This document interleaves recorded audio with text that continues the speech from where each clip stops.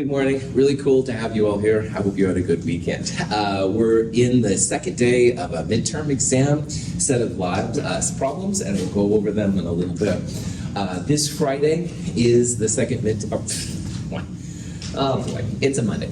This Friday is the first midterm. Sorry about that. I was thinking about second something else. First midterm. And so this Friday, when you come to class, we won't have a problem set quiz combination.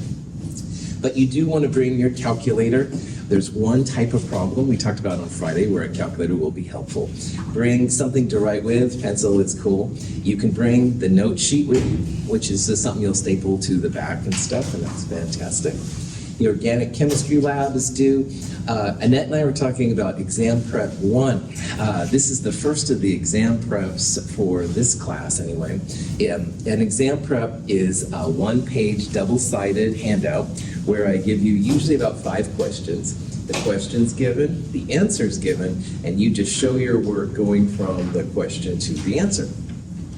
That will be due on Friday. Now, on the exam preps, you do the first problem, you're cool. Second problem, you're like, what the heck is this? That's a good time to reach out and ask for assistance. I can totally help you with stuff like that. And then finally, as Chi and I were discussing, the molar mass of a volatile liquid lab is happening this Friday. It's a cool lab, but you do definitely want to bring some safety goggles along. There's going to be some flames, there's going to be boiling water, stuff like that, so I want you all to be prepared for bear. The exam itself, 20 multiple choice questions, 5 short answer questions. You'll start at 1:10, you'll go until 3 p.m., so about 2 hours. And then when I get the exam back to you, which will probably be the following week, the final page will be a summary sheet saying how you're doing in the class as of this time. Questions on that kind of stuff? All right. Then let's get back to the questions. We'll do it I-clicker style. If you have questions, of course, ask and stuff. We talked about polar bonds at the end of Friday. This question says, which of the following molecules is polar? So you can have polar bonds in a molecule, but if they all cancel out, like Schwarzenegger and his twin on me, then it's possible to have a non-polar molecule. So see if you can figure out which of those would be non-polar, or excuse me, which one will be polar. Wow, batting 1,000 today.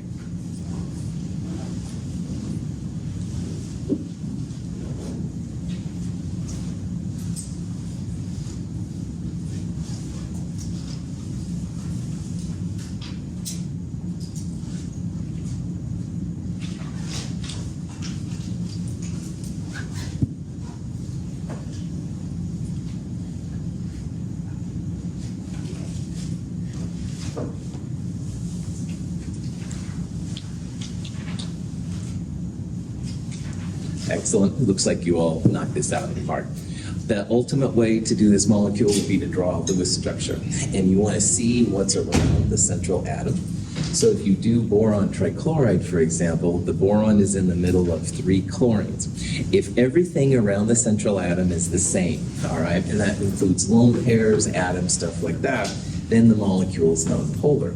And for BCl3, that is what you see. The boron has just chlorines around it, no lone pairs, stuff like that. Carbon dioxide, we've looked at in class, 2 double bond O's, 1 on each side, nonpolar.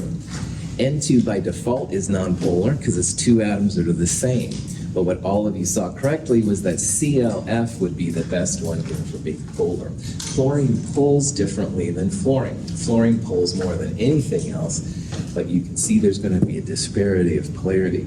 The elements by themselves are nonpolar, all right, when they're just in there as atomic versions. So neon would be a nonpolar one too. Any questions on that? So here's another way to talk about polarity, and this is relevant to the organic chemistry lab. One of the organic chemistry problems says which one of these does not have a dipole moment or something to that nature. Dipole moments are measurable polarity. So this question is saying which one's likely to have a dipole moment. It's saying which one of those is polar. So see if you can figure out which of those will be a polar molecule, and that will have a measurable polarity or a dipole.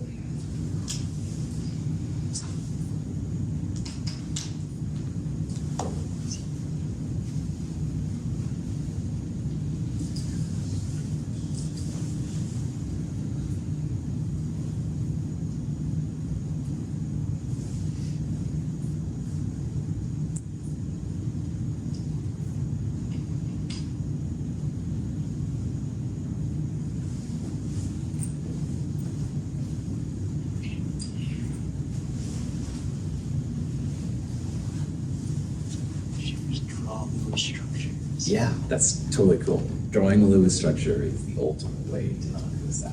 Yeah, so.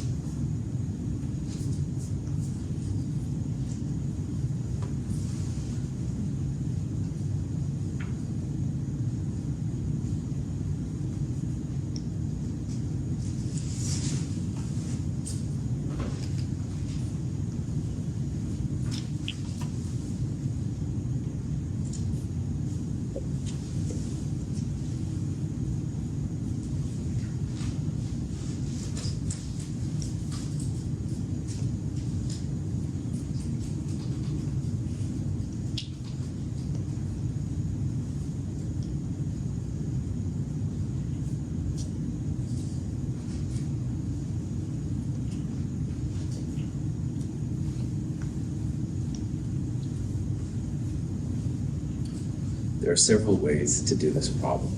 Clifford said that probably the best way would be to draw a Lewis structure. So you could draw these all out, and again, the one that's polar will have a dipole moment. Another thing you can think about is the number of atoms around a central atom. And what I mean by that, we've been talking about organic chemistry. Carbon likes to have 4 bonds. So if there's 4 hydrogens, that's going to be 4 hydrogens around the carbon. That would certainly be nonpolar. And we've only seen things up to octahedral, which is 6 pieces around a central atom. So this one should be nonpolar as well. The sulfur will be surrounded by fluorines. The elements by themselves are nonpolar, like I said earlier, so it's going to be one of these two. And beryllium is one of the atoms that can go under an octet.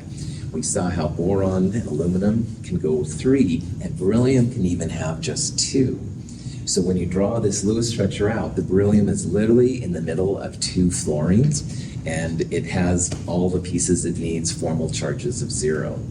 But the nitrogen, like we've seen with amines and amides and all the nitrogen groups so far, nitrogen is happiest, i.e. formal charges 0, when it has 1 lone pair and 3 bonds to atoms. So in this case, those 3 fluorines will take those spots. There will be a lone pair. And again, you can put that on in the Lewis structure and confirm. So because NF3 is polar, if you put this in a measuring device, it would measure the polarity through a dipole. Dipoles are measured in Debye's and stuff. So anyway, people actually do that. These other ones over here would not be expected to have a dipole moment because they're non-polar. Yeah. So the formal charge for nitrogen would be the group number 5 Yep. minus, is it technically 3 bonds? Yep, that's right. All right, so electron 2 and then minus the lone pair electron from X. Okay. Yep, exactly. No, that's perfect. Yep, nailed it. Good. Other questions? That was a good question. Okay. All right. Hybrid orbital sets or hybridization are the terms that are used for valence bond theory. And this is sp, sp2, sp3, et cetera, et cetera. So the question is, what's the hybrid orbital set? What's the hybridization of the boron in the BCl4 minus 1 ion? So again, the ultimate way, build a Lewis structure. All right, think about what's the borons in the middle of. Maybe you can visualize it, and from the electron pair geometry, you can see which of those answers would be the best.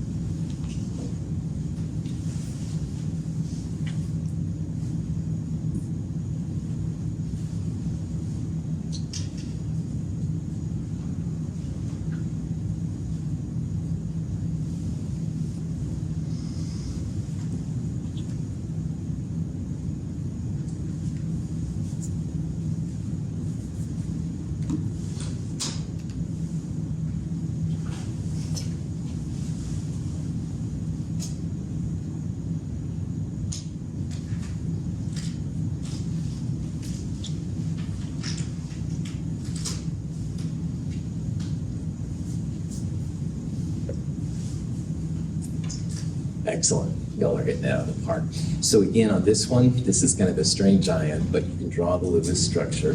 Boron ends up being in the middle of 4 chlorines. Now, earlier I said how beryllium, boron, etc. can go under, but it doesn't mean they have to go under. And in this case, boron is happy in a traditional tetrahedral environment. And tetrahedral is the key part. Tetrahedral always means sp3. So this would be the Lewis structure. Anything tetrahedral, sp3, linear, sp, trigonal planar, sp2, octahedral, trigonal bipyramid. Questions on that? Sweet. Okay, this is an example of a slightly different kind of problem where I'm showing you a Lewis structure and I want you to tell how many sigma and pi bonds are in the molecule. So this is the molecule right here. See if you can figure out which of those best represents the number of sigma bonds and the number of pi bonds in cysteine.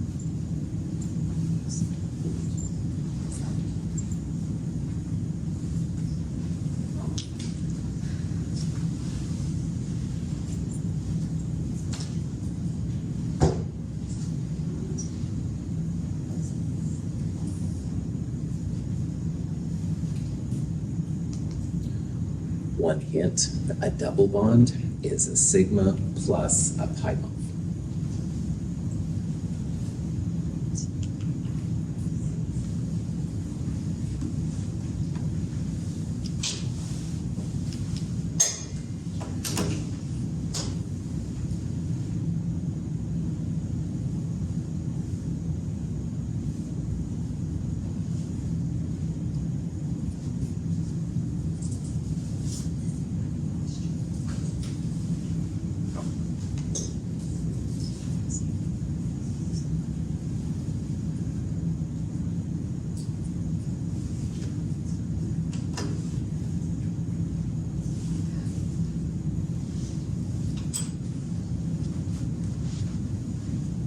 All right, all of you saw it was either A or D, and I'm super pleased because that shows you can figure out what a pi bond is.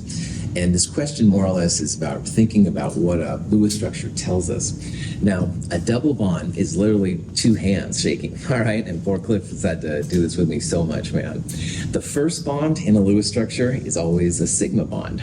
The second bond is a pi bond. So when you see a double bond, that'll be 1 sigma and 1 pi. A triple bond would be a sigma and 2 pi's, all right? 2 sets of bread in the sandwich and stuff. The bread is a pi bond. So a double would have 1 piece of bread above and below, and the triple bond would have 2 sets of bread, essentially. So we can all agree, I think, that it's 1 pi. Let's count the sigmas. So this part right here has 1, 2, 3, 4, 5, and there's 1 right there, 6, 7, 8, 9, 10, 11, 12, 13. So there's 13 sigmas, not 12, but it's easy to miscount. It's not a big deal. Hopefully you can see how to count these up if you were to be asked a question like that. Questions?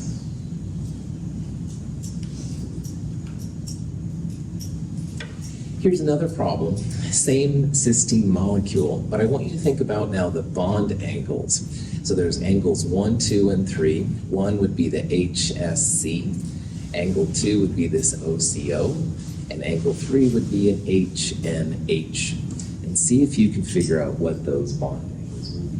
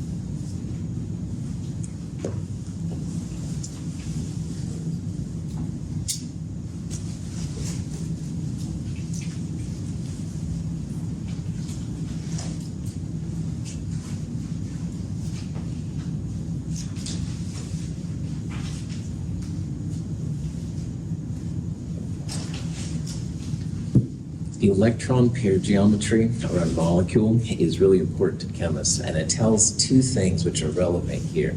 It tells you the hybridization, which we saw in the last slide, and the other thing it tells is the bond angle.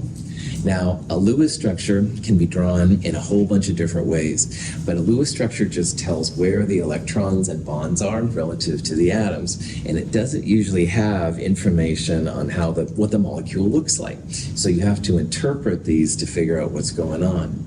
So what is the electron pair geometry around this sulfur? This sulfur, by the way, with 2 lone pairs and 2 bonds. Tetrahedral, that's right. And anytime you have a tetrahedral system, the bond angle is going to be 109 degrees. Maybe a little less, maybe a little bit more. You can look up data for that specifically. However, it's about 109, and that's the key thing. So even though this looks like it's 180, all right, it's not at all. It's actually kind of a bent-looking structure when you think about it.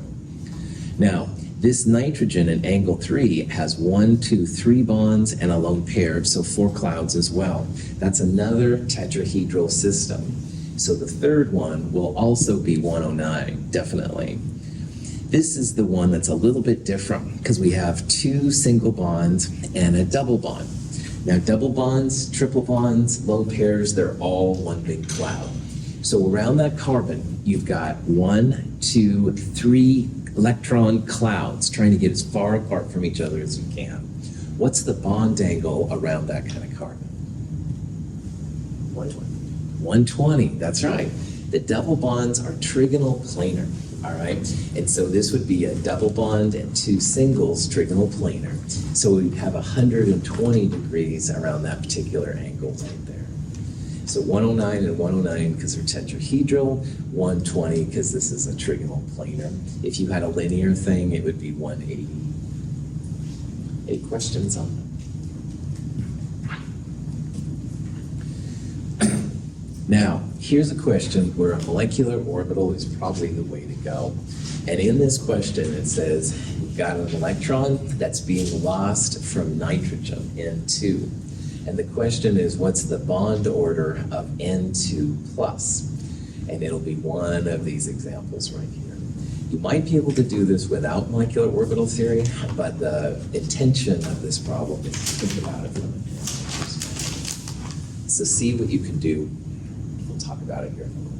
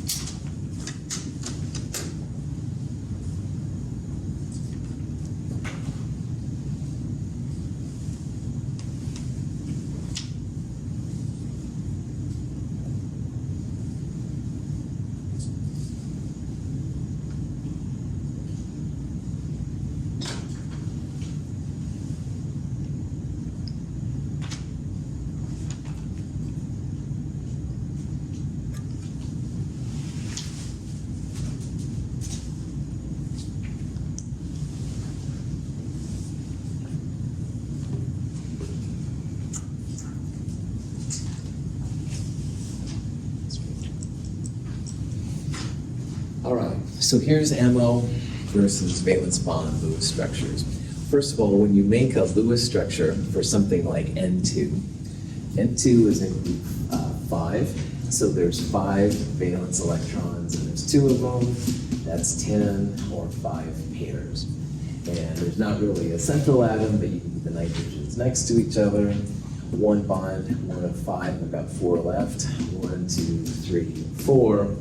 Nitrogen needs 1, 2, 3, 4 pairs. This one's okay, this one only has 2. So you're going to make not just a double bond, but you're going to make a triple bond. So that's a very fast overview of Lewis structures. And why I'm bringing that up is because if you're doing a complete molecular orbital diagram, it's really more about the total electrons. So nitrogen is number 7 on the periodic table, so that means 7 electrons in the neutral atom. So 1s2, 2s2, 2p3 would be the first nitrogen, and the other one, 1s2, 2s2, 2p3. Now, when we talk about 5 valence electrons, it's really kind of ignoring the 1s, all right? The 5 would be 2s2, 2p3. So that's why in molecular orbital theory, if in doubt, go back to the 1s, because then you're good to go. Now, you don't really need the 1s because, as we talked about, the sigma 1s and the sigma star 1s are filled up. And honestly, on this one, same thing for sigma 2s and sigma star 2s. So 2 plus 2, 2 plus 2, 2 plus 2, 2 plus 2. So the action of this molecule is going to be in the 2p. We have 3 electrons on each side. 1, 2 in separate orbitals first. 3, 4 to pair them up. And 5, 6. So this is neutral N2, which is what I would recommend for these kind of things. Now, the bond order for neutral N2, 1/2 bonding electrons minus anti-bonding electrons. You can use the full diagram, or you can just use the top part, whatever you want is fine here. So let's just use the top part, 2, 4, 6 bonding, and 0, 0, 0, no anti-bonding, so it's a bond order 3.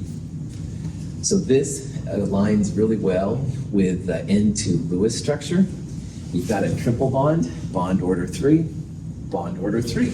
Right? You get really into it, sigma, no anti-sigma, so this is 1 sigma bond, 2 pi, no anti-sigma. So 1 sigma and 2 pi is exactly what we see with the MO diagram. Diamagnetic, et cetera, et cetera. Questions up to this point? Yeah. Well, the way I did it is I got core electrons, like a 7 and then times 2 minus 1. I think that's what I did. Yeah, that's a different way, I think. Yeah, so like if you went up here, that would be cool. And then yeah, to make the N, you take away the highest occupied ones and stuff. So are we on the same page? I'm not sure. Did that? Yeah, we're good. Okay. I think the way you did it's cool. You just got valence electrons. Ignore 1s because 5 pairs counts for 2s and 2p. That's right, exactly. That's right. They're so deep and stuff, they don't really interact and stuff. So. And this is N2 plus. Did you do N2? I always recommend for MO starting with the neutral version, Clifford, Okay. and then N2 plus, you take away one of the highest occupied ones and stuff. But honestly, there's more than one way to do this, and as long as we all get to the same answer, it's good to go. Okay. Cool. Other questions on that? Okay. When you make N2 plus from N2, you take away one of the highest occupied electrons, the highest occupied molecular orbital, and that's one of these from the sigma 2p.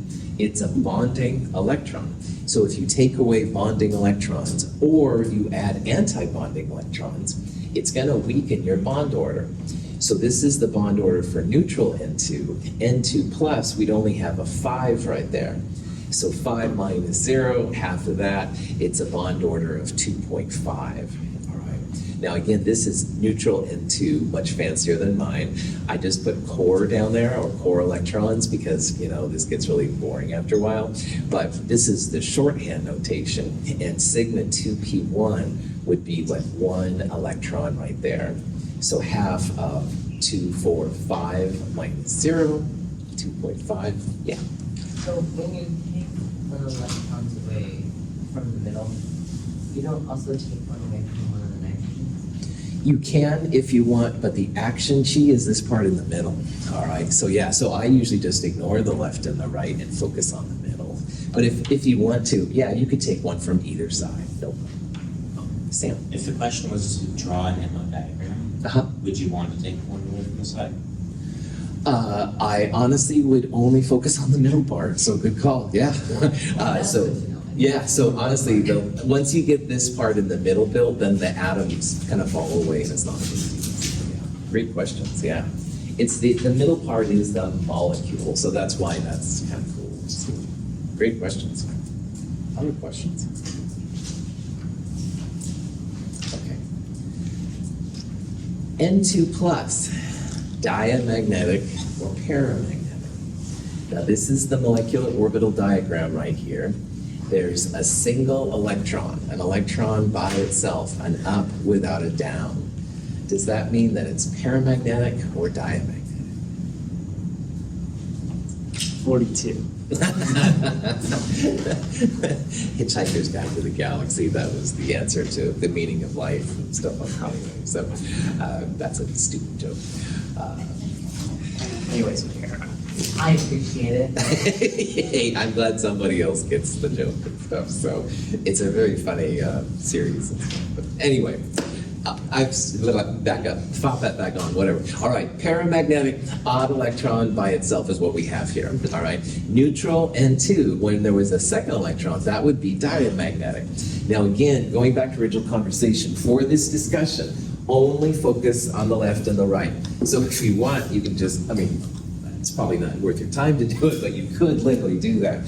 Only focus on the middle part. And if there is even one electron by itself, the whole thing is paramagnetic. Now, neutral N2 had a second electron that was paired up, so every up had a down electron. That would be diamagnetic.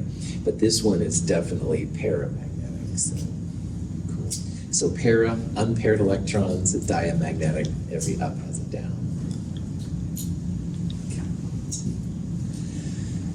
Superoxide is the name for the O2 minus 1 ion. There's some interesting things you can do with it, especially with metals. But anyway, the question here is what's the bond order for the superoxide ion? So see if you can figure out what this is. I'll start to create an MO diagram here for the O2. We have to shift it a little bit now because the pi's and the sigmas will change. See if you can figure out what's going on.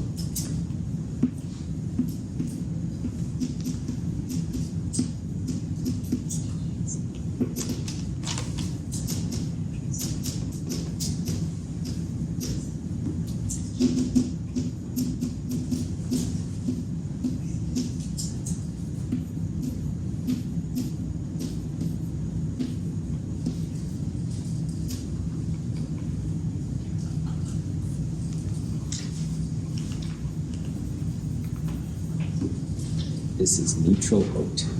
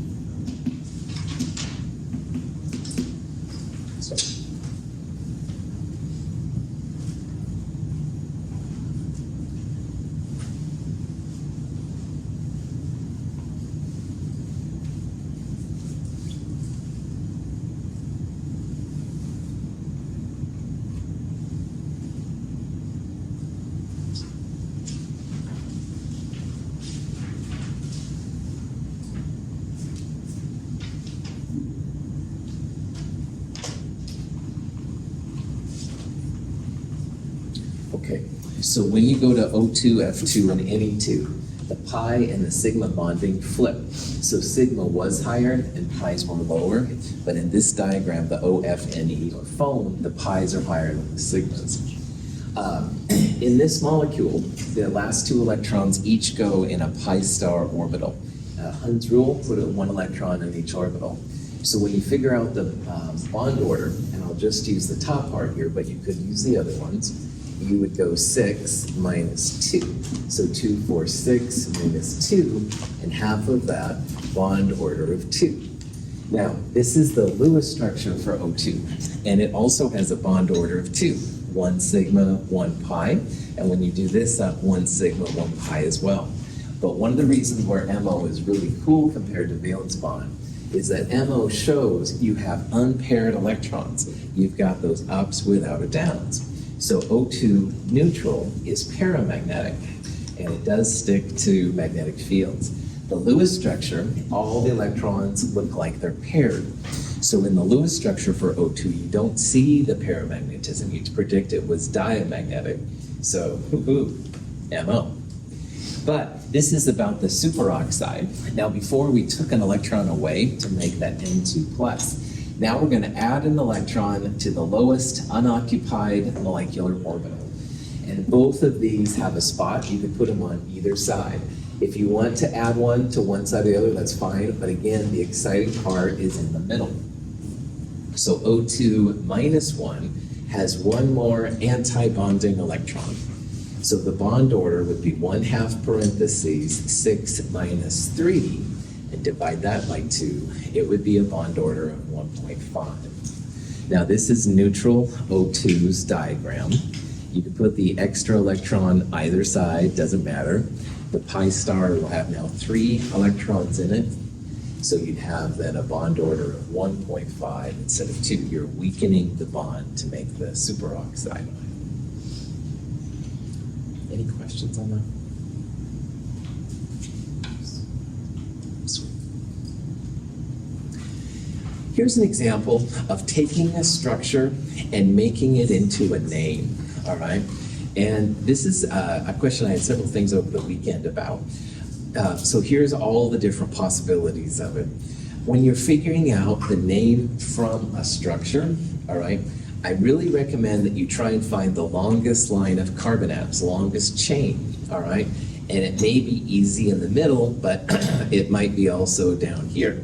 So see if you can figure out the longest number of carbon atoms, and that'll be the base of your name. And then you can put the pieces that aren't in your chain on top of it. So see if you can figure out how this rolls, and we'll talk about it here in a little bit.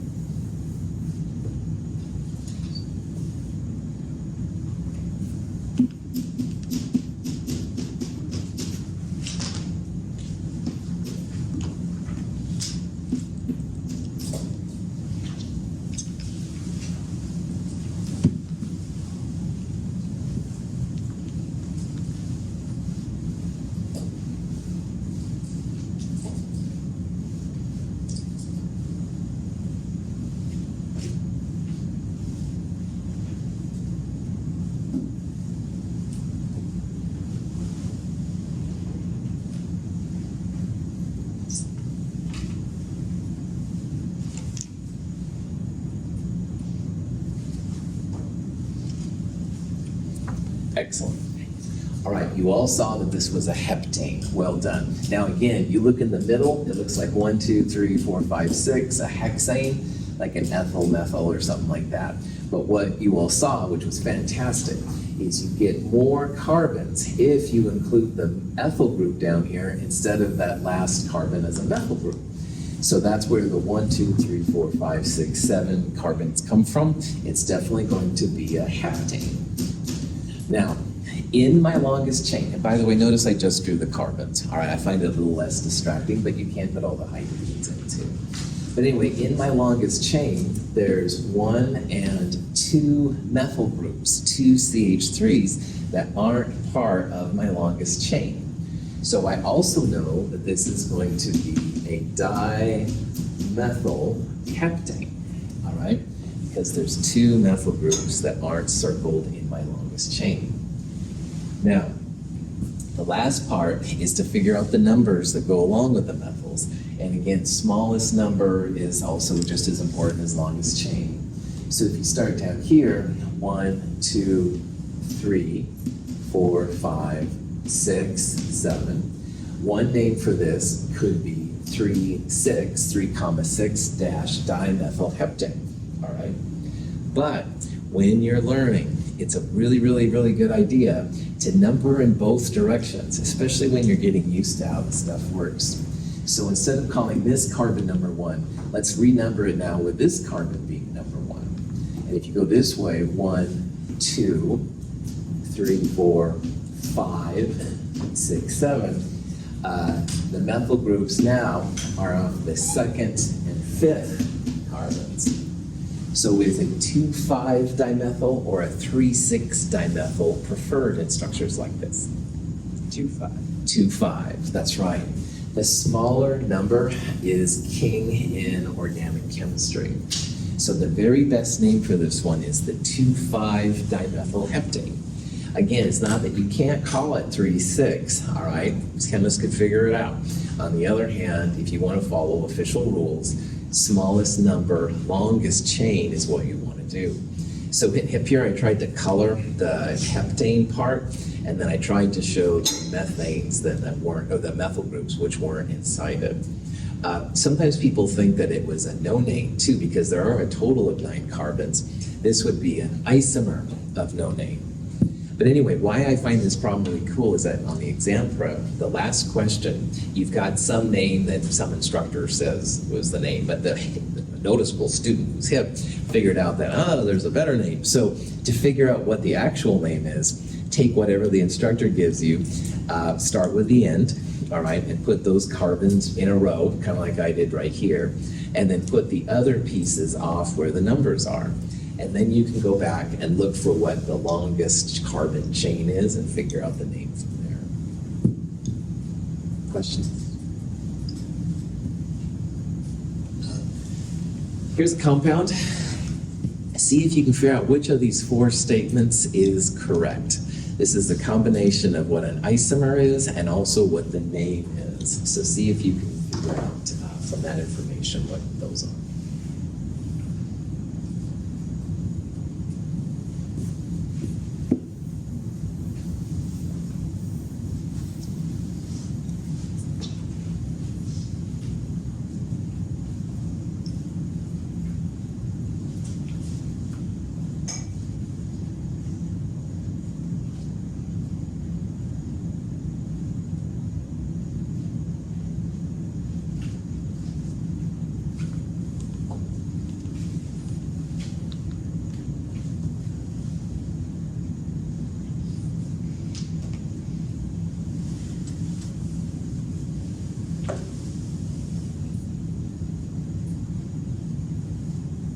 Excellent. You all are knocking this out. An isomer, to figure that out, you would count literally the number of carbons. So 1, 2, 3, 4, 5, 6. 6 would be hexane. And there's no double bonds, no OHs, whatever. So this will be an isomer of hexane, all right, because there's 6 carbons total. But it's not hexane per se. Now to figure out the name, longest chain, any way you want to do it, would be 4 carbons. You can go 1, 2, 3, 4, 1, 2, 3, 4, whatever you want, but 4 carbons. So it's going to be a butane. And the numbers here, you look at the hexane, it's either 2, 2, or 3, 3. Well, you want the smallest numbers possible. So right to left, this would be carbon 1, 2. So 2, 2 dimethyl butane would be the best name. If you count left to right, it does look like 3, 3. That's why it's really important that when you're learning to count both directions, all right? We're in English so used to reading left to right, but a lot of these will get better numbers if you go right to left. Just do it both ways to make saves. So. Questions? Yeah. So with that methyl group on the left, the reason why it is H3C is because it shows that there's a bonds of carbon in the hydrogen. You bet. Hydrogen can only handle 1 bond, really. In organic chemistry, it always comes down to carbon wants 4 bonds and hydrogen only 1. So if you wrote CH3, it's not the end of the world, but technically this carbon is connected to that carbon, so it's trying to be a little bit more cool. Good. Excellent question. Okay. We'll do at least one more of these, then I'll have to start going through a little faster. Alkanes have the formula CnH2n plus 2. So see if you can figure out which of those is possibly an alkane.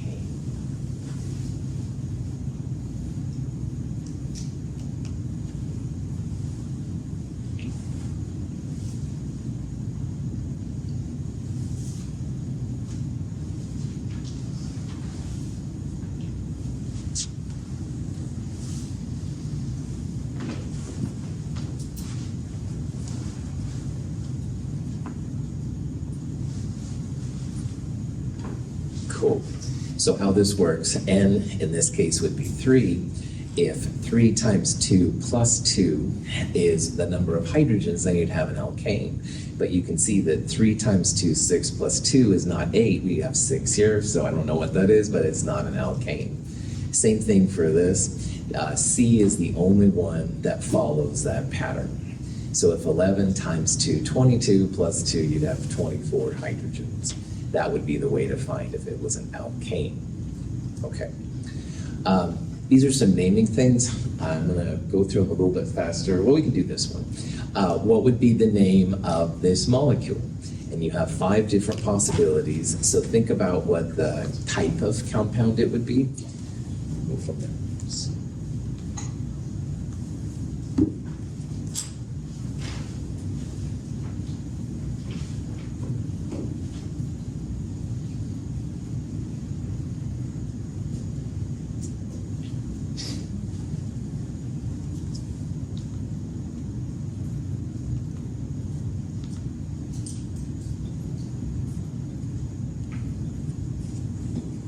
Cool.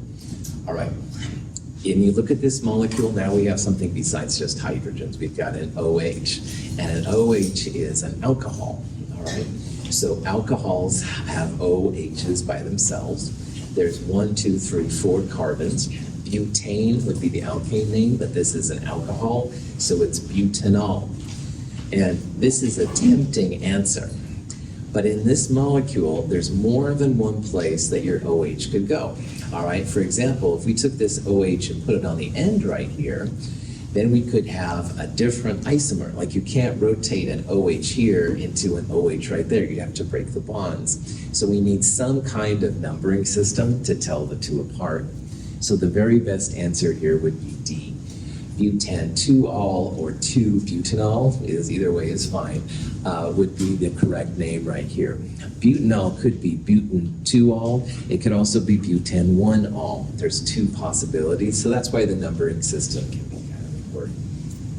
This is an alkane. Aldehydes have C double bonds O next to a hydrogen. A butanoic acid has a carbon-oxygen double bond and an OH. So this is an alcohol. Questions? Good. Let's keep going. This is an example of a compound with a carbonyl, a C double bond O in the middle. And see if you can figure out the name. Now it's a 4-carbon system once again, so it's going to be but something. See if you can figure out what the something is.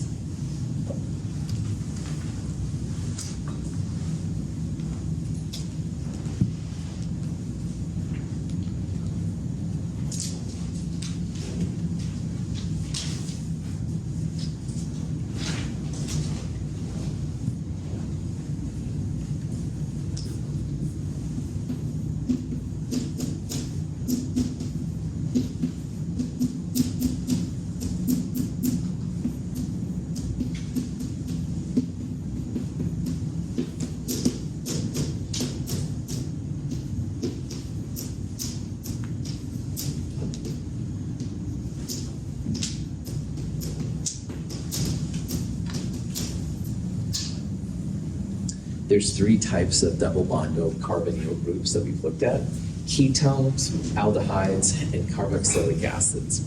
This is an example of a ketone. The carbonyl is connected by alkyl groups on both sides of it. So when you want to name a ketone, you change it to butane to butanone, would be the name right there. Now, a ketone is different than an aldehyde. Aldehydes have carbonyls with a hydrogen next to them, and that actually makes a big difference in the reactivity. this would be a carboxylic acid. There would be both a carbonyl and an OH off that carbon. Cool. All right, got one more question. I think we can do it. Question is, what's the name of this molecule? You can probably see C double bond OOH. So see if you can figure out the name of this molecule.